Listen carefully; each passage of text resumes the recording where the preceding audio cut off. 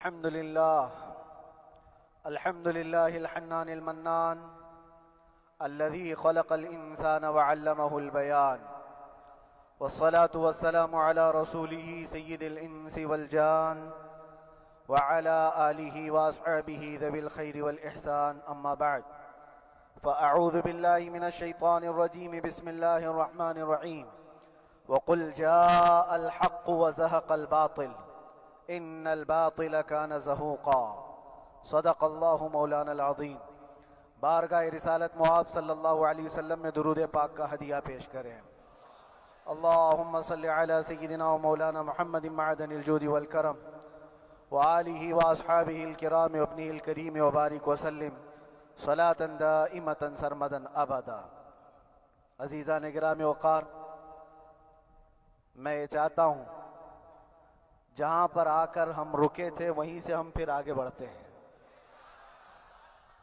ہم رکے تھے کہاں آ کر؟ کچھ دیر کی خاموشی ہے، اس کے بعد ہم آگے بڑھتے ہیں. اس لیے کہ مجھے کوئی شعر اب یاد کرانے کی ضرورت نہیں اور نہ ہی کسی کے سامنے کچھ بولنے کی ضرورت ہے. حالات تو ایسے تھے کہ جو نان مسلم تھے وہ بھی ہمیں جیل میں دیکھ کر یہی کہتے تھے کہ آپ ہی نے کہا یہ فلاں بات. ہم نے کہا اللہ تبارک و تعالیٰ نے تم کو بھی یاد کرا دیا. میرے عزیزو، ستیزہ کار رہا ہے ازل سے تا امروز، شرار ابو لہبی سے چراغ مصطفی. یہ آج کل کے معاملات نہیں، ابتدا سے حق اور باطل کے معرکے ہوتے رہے. لیکن ایک بات میں آپ سب کو بتانا چاہتا ہوں، مظفر کو مقید نہ سمجھ اے سیاد. سیدنا مظفر حسین کچھوچھوی رحمت اللہ تعالیٰ علیہ جیل گئے تھے، قید میں تھے.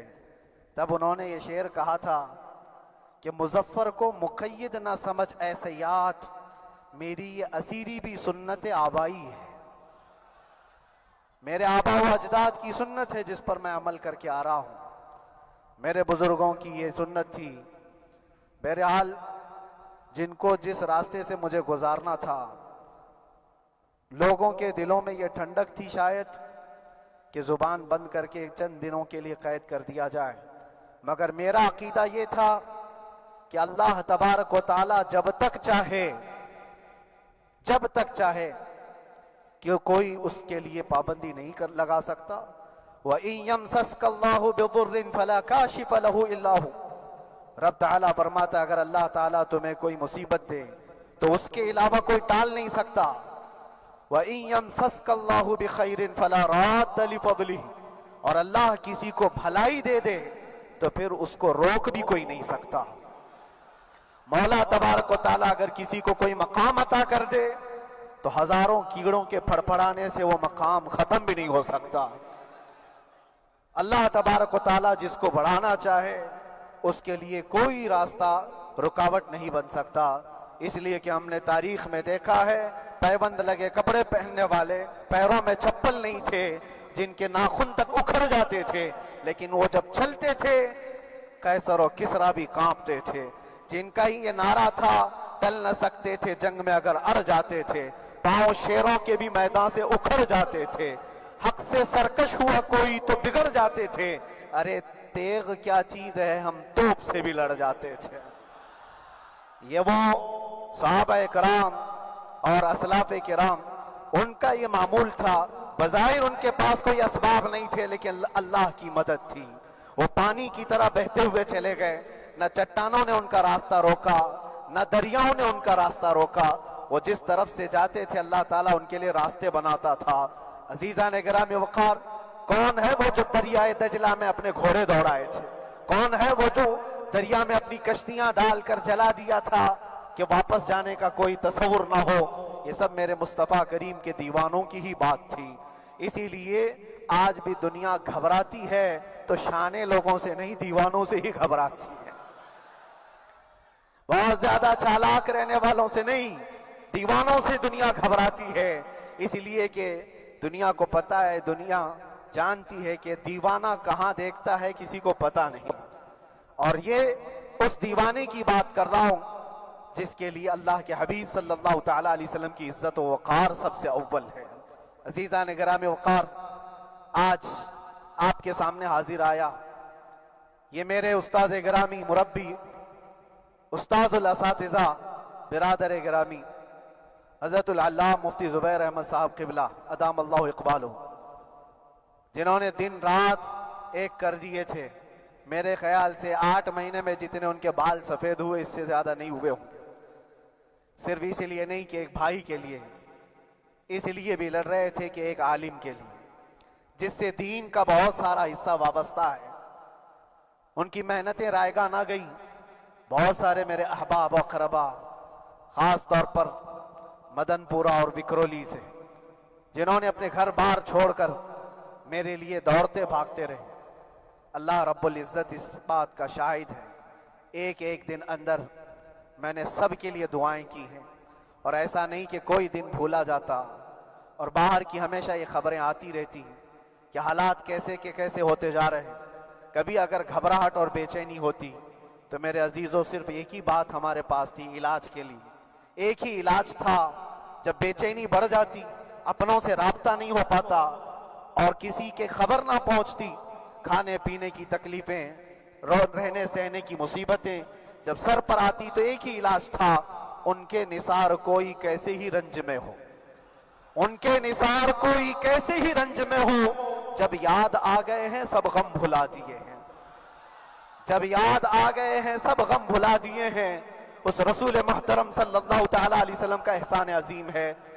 بار بار مجھے یہ احساس ہوتا رہا، پوری دنیا اگر چھوڑا بھی نہیں، مگر یقین تھا، اور چھوڑا بھی نہیں، ہر رات جو ہمارا معمول تھا ہم نے جو دیکھا، ہماری پچھلی زندگی میں ہم نے اتنے عجائبات نہیں دیکھے ہوں گے جو 8 مہینے کے اندر ہم نے دیکھے۔ نبی پاک صلی اللہ تعالیٰ علیہ وسلم کے انعامات و اکرامات، رب تبارک و تعالیٰ کی مدد سے دل مضبوط ہوتا ہے۔ عزیزان گرامی، ہم نے تو وہاں ایسے لوگوں کو دیکھا جو ڈپریشن کا شکار ہو کر کافر بھی ہو گئے، اور حالات سے گھبرا کر کے وہ انکار کر بیٹھے، کوئی خدا نہیں ہے، کوئی مدد نہیں آتی ہے، ایسے حالات وہاں دیکھے۔ لیکن ان حالات میں بھی اللہ تبارک و تعالیٰ کی مدد ساتھ رہی۔ رسول پاک صلی اللہ تعالیٰ علیہ وسلم کا انعام و اکرام یہ تھا کہ جس طرح سے گئے تھے اسی طرح سے واپس بھی آئے، جس طرح سے گئے تھے ویسی واپس آئے، اور نہ میرے مصطفیٰ نے باہر میری عزت میں کمی کی، نہ اندر عزت میں کمی کی، کہیں پر بھی نہیں۔ الحمدللہ، جس شان کے ساتھ رسول پاک صلی اللہ تعالیٰ علیہ وسلم اپنے چاہنے والوں کو رکھتے ہیں، وہ میں نے دنیا میں دیکھا، اور پھر یہ عرض کیا، آقا آج آپ کی عزت پر بات کرنے والے کو چاہے وہ 1000 کال کوٹھری کے اندر ہو، آپ عزت کے ساتھ بٹھاتے ہیں، تو پھر قیامت کے دن اس کی عزت کا کیا حال ہوگا؟ عرش حق ہے مسند رفعت رسول اللہ کی، دیکھنی ہے حشر میں عزت رسول اللہ کی۔ میرے عزیزو، ایک بات کو طے کر کے چلو، انہیں جانا انہیں مانا، نہ رکھا غیر سے کام، للہ الحمد میں دنیا سے مسلمان گیا۔ اس ایک بات میں جو عزت ہے، دنیا کے کسی مقام و منصب اور مرتبے میں عزت نہیں ہے۔ اور حالات دنیا انشاءاللہ میں سناتا رہوں گا۔ اللہ تبارک و تعالیٰ جب تک یہ زبان رکھا ہے، حق بولتے رہیں گے اور سناتے رہیں گے، اور بھی حالات آپ کو انشاءاللہ العزیز آگے سناتے رہیں گے۔ لیکن آج خصوصیت کے ساتھ میں جمعہ کے لیے اسی لیے حاضر آیا کہ یہاں کے لوگ پل پل یاد کرتے رہے۔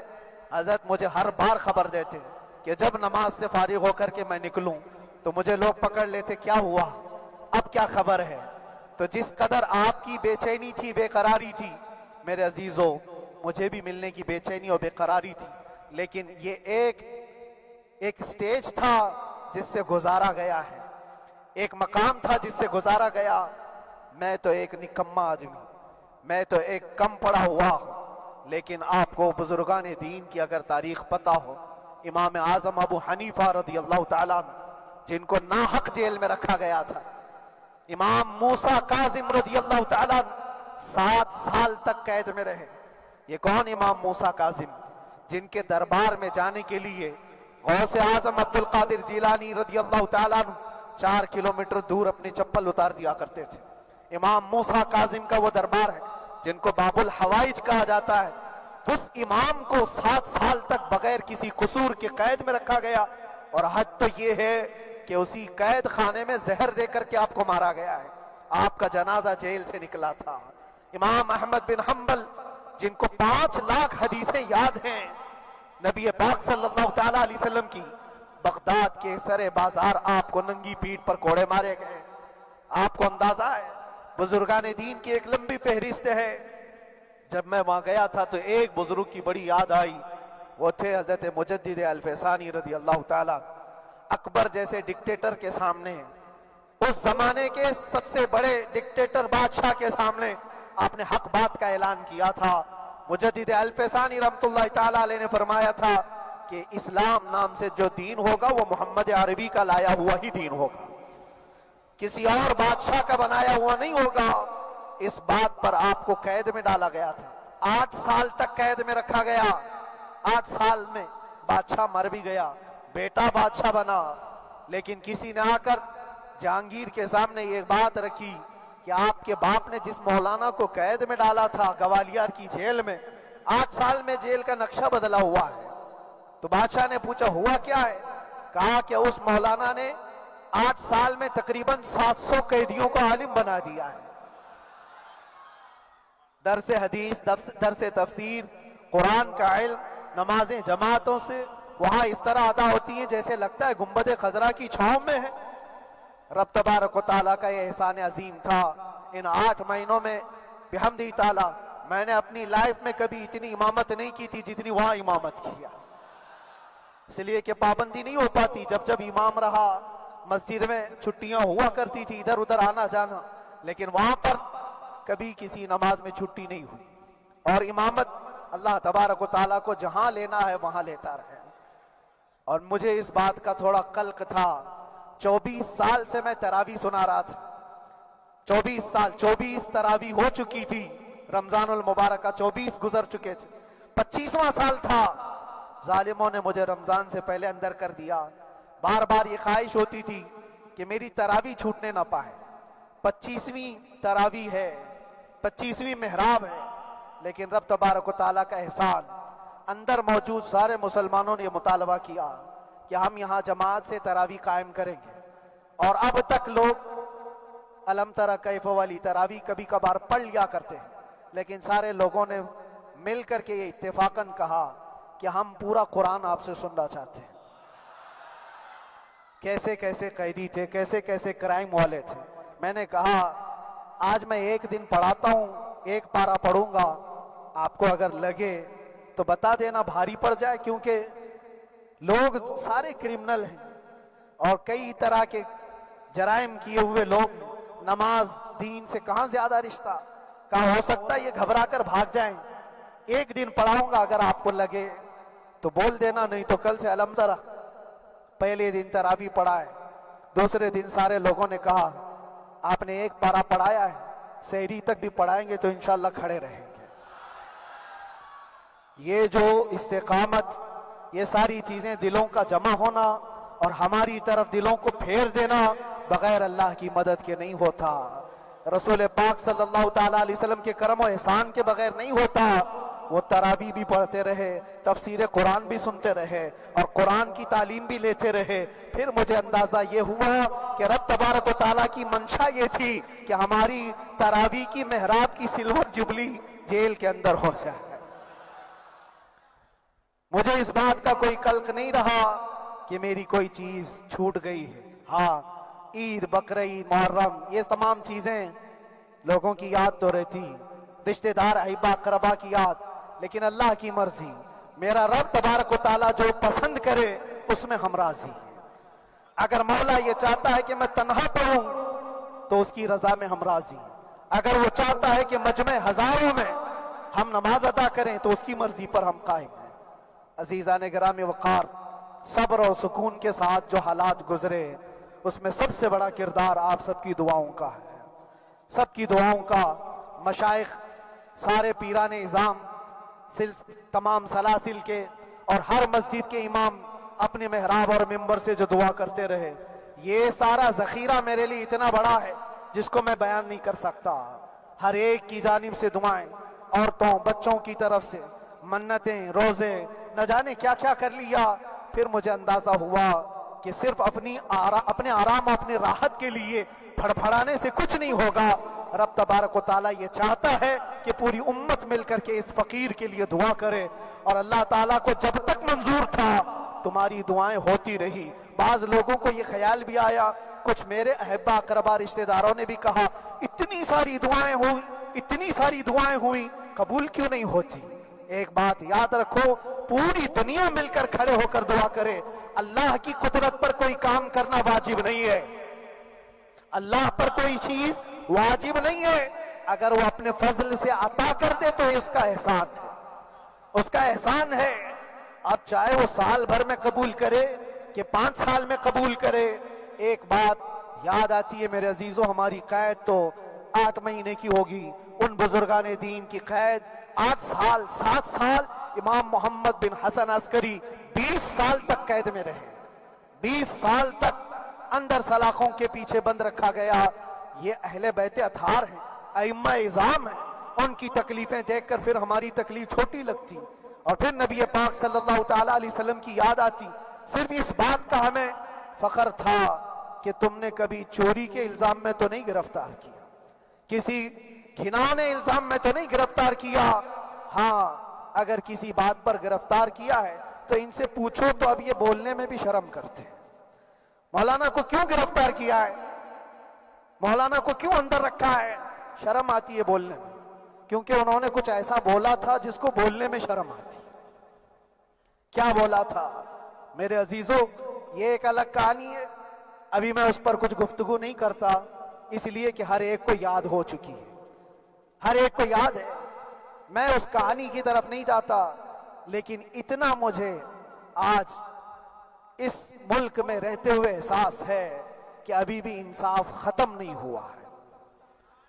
انصاف پوری طرح ختم ہو جائے تو اللہ کا عذاب آ جائے گا، اللہ کا عذاب آ جائے گا. چند لوگ نا انصافی کر سکتے ہیں، لیکن پوری کی پورے روئے زمین پر رہنے والے انسان نا انصافی کرے، ایسا نہیں ہوتا. ہمارے حق میں سپریم کی طرف سے جو انصاف آیا ہے، ہمارے دل میں اس قدر جگہ ہے آج، اور اس قدر احساس ہے کہ ہمیں یہ اندازہ آج بھی ہوتا ہے کہ چاہے کچھ بھی ہو جائے لیکن انصاف پوری طرح سے مر نہیں سکتا، انصاف پوری طرح سے مر نہیں سکتا. یہ ہمارا ملک عزیز ہندوستان کسی خاص آدمی کے ٹھیکیداری میں نہیں ہے، سبھی کا خون شامل ہے یہاں کی مٹی میں. کسی کے باپ کا ہندوستان تھوڑی ہے، ہمارا بھی ہے، آپ کا بھی ہے، سب کا بھی ہے. اور میرے عزیزو پتہ نہیں، یہ بھی شاید راحت اندوری صاحب کا شعر ہے، اور اس سے پہلے بھی کچھ بولا تھا وہ بھی ان کا ہی تھا، تو ڈینجر ہی ہوا کرتا ہے. اللہ تبارک و تعالیٰ آپ سب پر فضل فرمائے، کرم فرمائے. جو چیز خاص طور پر بولنی ہے وہ یہ ہے، ان حالات سے آج جو گھبرائے ہوئے ہیں یہ وہ لوگ ہیں جو عیش پرست ہیں. میں کسی کو خاص ٹارگٹ کر کے نہیں کہنا چاہتا، لیکن بہت سارے وہ لوگ جو اثر و رسوخ رکھتے ہیں لیکن وہ آگے آنا نہیں چاہتے. دین اسلام پر حملے ہوں، حضور پاک کی عزت پر حملہ ہو، کسی کو بولنا نہیں، کیونکہ پتہ ہے دیکھو اس مولانا کو کس طرح کیے، اسی طرح دوسروں کو بھی کر دیا جائے. جو کمفرٹ زون میں بیٹھنے کے عادی ہو گئے وہ اپنا ایریا چھوڑ کر ہٹنا نہیں چاہتے.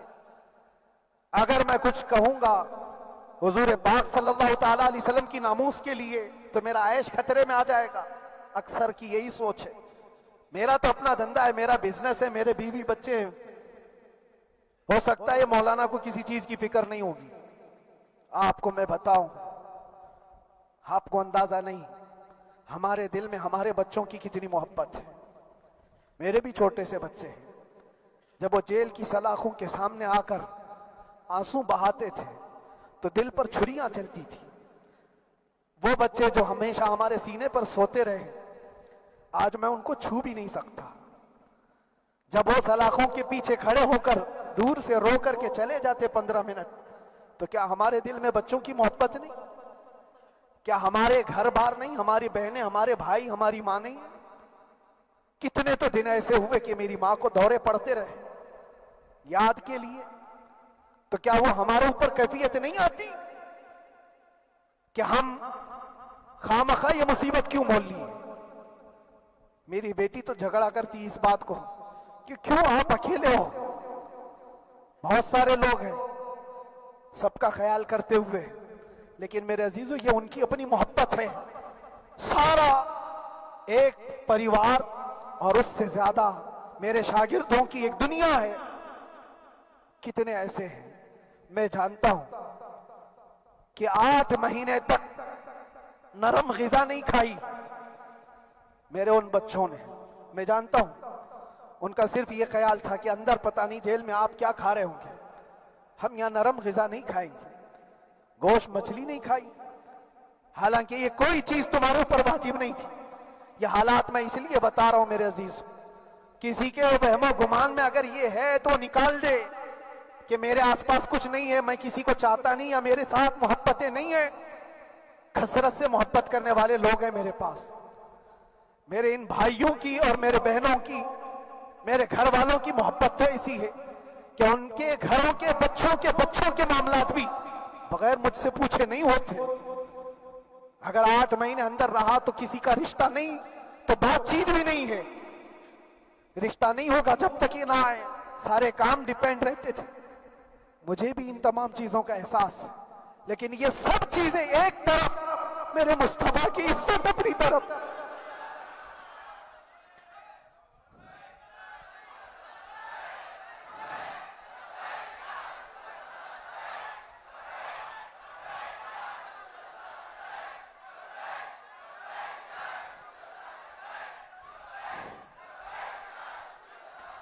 میرے عزیزوں،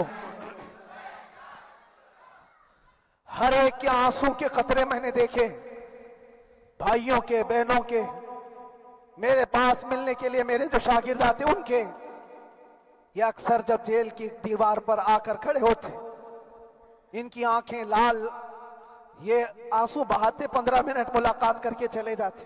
آپ کو کیا اندازہ ہے اندر کے حالات ایک دن 1 سال کے برابر لگنے لگتا ہے، گھٹتے رہتے، لیکن ایک بات کا احساس بار بار ہوتا کہ یہ ساری محبتیں ایک طرف ہے، لیکن ہم جس کے لیے کھڑے ہوئے ہیں اس کی محبت میں کوئی سمجھوتا نہیں، اس کی محبت میں کوئی سمجھوتا نہیں۔ ایمان اسی کا نام ہے، لا یؤمن احدکم حتی اکون احب الیہ من والدہ وولدہ والناس اجمعین۔ تم میں سے اس وقت تک کوئی پورا مومن نہیں ہو سکتا جب تک کہ اپنی اولاد، اپنے مال دولت، اپنے ماں باپ، سب سے زیادہ اپنے رسول سے محبت نہ کرے۔ دعا یہی کرتے رہو جب حضور پاک کا معاملہ آئے تو ساری دنیا ایک طرف ہو جائے۔ میں نے ایک واقعہ پڑھا تھا اندر ہی، حضرت خالد بن ولید رضی اللہ تعالیٰ ایک قلعے پر اچانک حملہ آور ہوئے تھے۔ وہ قلعے میں موجود جو دشمنان اسلام تھے ان کی پارٹی چل رہی تھی، بڑے بڑے قالین، صوفے بچھے ہوئے، تشتوں میں قیمتی کھانے رکھے ہوئے تھے۔ خالد بن ولید کے ساتھ جو لشکر ہے، یہ تو وہ غریب صحابہ تھے جو پیون لگے کپڑے پہنتے، ایک کھجور پر پورا دن گزارتے۔ جب یہ اس قلعے پر حملہ آور ہوئے تو دشمنان اسلام جو تھے وہ مقابلہ کرنے کی ہمت نہ جٹا سکے، بھاگ گئے، سب سارا مال سب چھوڑ کر بھاگ گئے، بغیر کسی جنگ کے، بغیر کسی قتل قتال کے پورا قلعہ فتح کیا خالد بن ولید نے۔ اب سنو، جو صحابہ تھے وہ مال غنیمت جمع کر رہے تھے، کیونکہ یہ عرب کے لوگ ایسے مہنگے قالین نہیں دیکھے تھے، ایسے مہنگے صوفے، اتنی قیمتی غذائیں انہوں نے دیکھی نہیں تھی۔ سب جمع کرنے لگے، سب جمع کرنے لگے۔ خالد بن ولید نے کہا خبردار، ہاتھ مت لگانا، سب ہٹ جاؤ۔ سب ہٹ گئے، چند صحابہ کو بلایا، یہ سب جمع کرو، اس کو آگ لگا دو۔ پورا مال غنیمت جو تھا آگ لگا دیا۔ تو جو صحابہ تھے وہ کہنے لگے کیا یہ اچھا ہوتا، یہ سب میں آپ تقسیم کر دیتے، یہ بہت قیمتی چیزیں ہیں، عرب میں ہم لے جاتے تو یہ بہت مہنگی چیزیں ہیں۔ خالد بن ولید نے کیا کہا جانتے ہو؟ کہا اگر تم کو بھی ان تمام چیزوں کی عادت لگ جائے تو تم بھی ویسے ہی بھاگو گے جیسے یہ بھاگے. یہ آج جو ہمارا مقابلہ کرنے کی طاقت نہ لا سکے اور بھاگ گئے، اس کی وجہ یہ ہے کہ وہ عیش پرست ہے. عیاشی ان کے اندر تھی جس کی وجہ سے وہ کھڑے نہ ہو سکے، اور جب یہ عیاشی آئے گی تم کھڑے نہیں ہو سکو گے، کھڑے نہیں ہو سکو گے.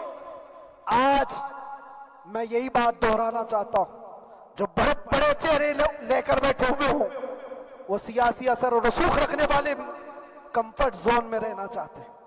میں چند لوگوں کو چھوڑ کر کہہ رہا ہوں، اکثر کا حال یہ وہ سوچتے ہیں کہ ہمارے اس دائرے سے نکلیں گے تو ہمارا عیش خطرے میں آ جائے گا، گھر بار خطرے میں آ جائے گا. یہ دنیا کی محبت انسان کو بزدل بناتی ہے، بزدل بناتی ہے. اس لیے میرے عزیزو، آپ جب کبھی یہ بات آئے، ایک طرف میرا پورا خاندان، ایک طرف میرے عیش کی زندگی اور ایک طرف رسول پاک کی عزت کا معاملہ، تو آپ مجھے بتاؤ آپ کس بات کا فیصلہ لیں گے؟ اسی بات کا فیصلہ لینا ہوگا نبی پاک صلی اللہ تعالیٰ علیہ وسلم کی عزت کی خاطر. تمہیں اس بات کا فیصلہ لینا ہوگا، اپنا سب کچھ گنبد خضرا کل بھی تھا آپ، میرے نبی سے میرا رشتہ کل بھی تھا آپ، اور بتلا دو گستاخ نبی کو غیرت سنی زندہ ہے، ان پہ مر مٹنے کا جذبہ کل بھی تھا آپ. بس یہ جذبہ باقی رہے. ہم کسی کو لڑنے کے لیے، مرنے کے لیے، مارنے کے لیے میدانوں میں اتارنے کی بات نہیں کرتے. میں اکثر اپنی تقریروں میں کہا کرتا ہوں، یا آپ سے پہلے بھی کیا، اگرچہ میری تقریروں کو ڈائیورٹ کیا جاتا ہے، آج بھی بہت لوگ ہوں گے، بلکہ آج مدن پورہ کا یہ پہلا جمعہ ہے. مجھے اندازہ ہے پورا ہندوستان نہیں، باہر بھی سب کی نظریں اس پار ہیں کہ آنے کے بعد یہ کیا بولتا ہے، آنے کے بعد یہ کیا بولتا ہے. سب اسی انتظار میں ہیں. میں سب کو ایک ہی میسج دوں گا، آنے کے بعد وہی بولے گا جو پہلے بولتا تھا.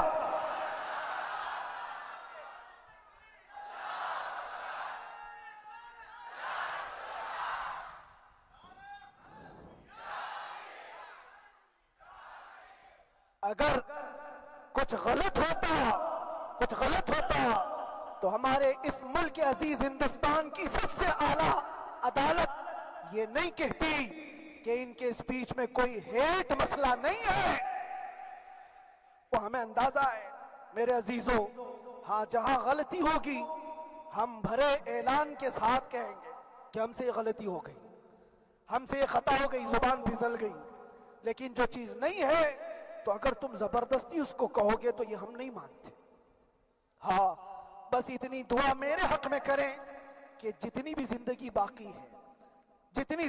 باقی ہے اللہ تبارک و تعالی حضور پاک کی محبت اور ان کی عظمت کی حفاظت کے لیے جیتے مرنے کی توفیق عطا فرمائے. ہمارا کام صرف اتنا رہ گیا، جو میسج دینا تھا وہ ہم نے دے دیا.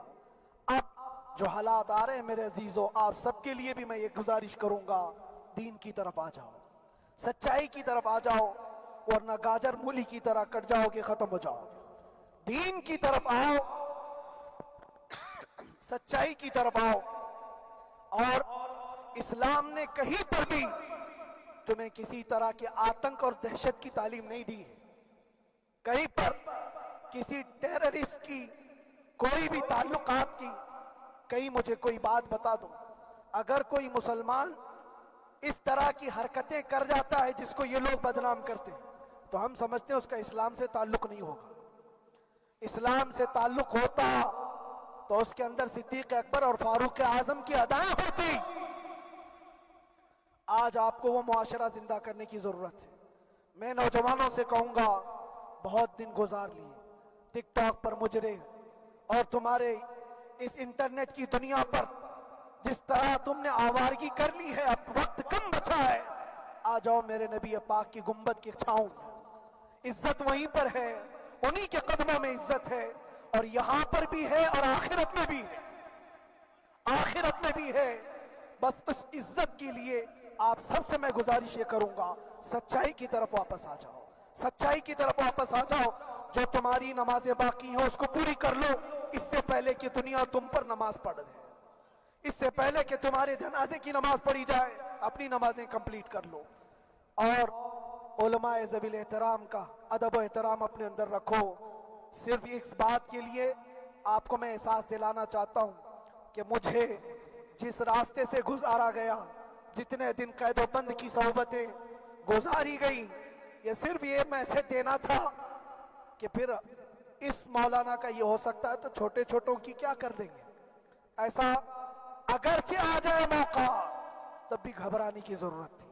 آپ کو پتہ ہے اس ملک عزیز ہندوستان کی آزادی میں 30,000 علماء کو پھانسیوں پر لٹکایا گیا۔ انگریزوں نے 30,000 علماء کو کشمیر سے لے کر دلی تک ہر درخت پر ایک عالم کی لاش لٹکتی تھی۔ انہوں نے قربانیاں دی ہیں، قربانیاں بزرگان دین کے علماء ذوی الاحترام کی ہوئی ہیں۔ یہ اور بات ہے کہ اس جنریشن نے آج ہم کو دیکھا تو ان کو بہت بڑا لگتا ہے، یہ کوئی بہت بڑی بات نہیں تھی، بہت بڑی بات نہیں تھی۔ اس پروسیس سے بہت سارے علماء کو گزارا گیا ہے۔ سرکار مجاہد ملت رحمت اللہ تعالی علیہ ایمرجنسی کے زمانے میں 18 مہینے تک قید میں گزارے، 18 مہینے تک ایمرجنسی، وہ بھی ڈکٹیٹر کا زمانہ تھا۔ اس زمانے میں بھی آپ اندر رہے، لیکن باہر آنے کے بعد نہ آپ کے مشن میں کوئی کمی آئی، نہ آپ کی زبان میں کوئی لکنت آئی۔ اللہ والے جو ہیں وہ اللہ کی رضا کی طرف اور رسول پاک کی رضا کی طرف ہوتے ہیں۔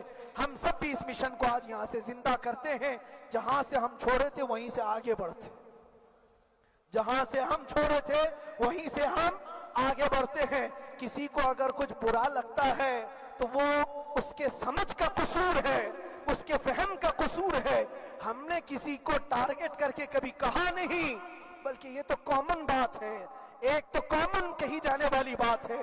فخر سے اگر کوئی آدمی اپنے گھر میں کہے کیا بات ہے مولانا آج صبح سے تمہارے گھر میں کچھ ہلچل نہیں ہے، کچھ ہلچل نہیں ہے، ہو سکتا ہے تمہارے گھر میں کوئی نہ ہو، تم اکیلے بیٹھے ہو، بیوی کہیں گئی ہے، ماں کہیں گئی ہے، گھر میں کوئی بنانے والا نہیں ہو، گھر میں خاموشی ہے، تو تم اگر اس کو جواب دے دو کہ کچھ دیر کی خاموشی ہے،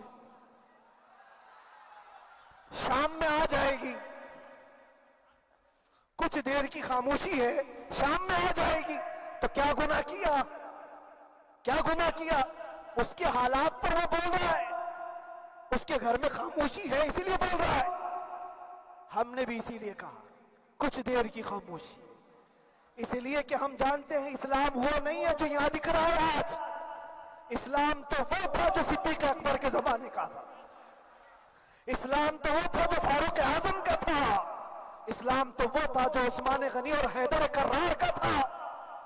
تو وہ جو ہلچل تھی وہ خاموش ہے، صلاح الدین ایوبی کا دور تھا، وہ اسلام کی ہلچل تھی۔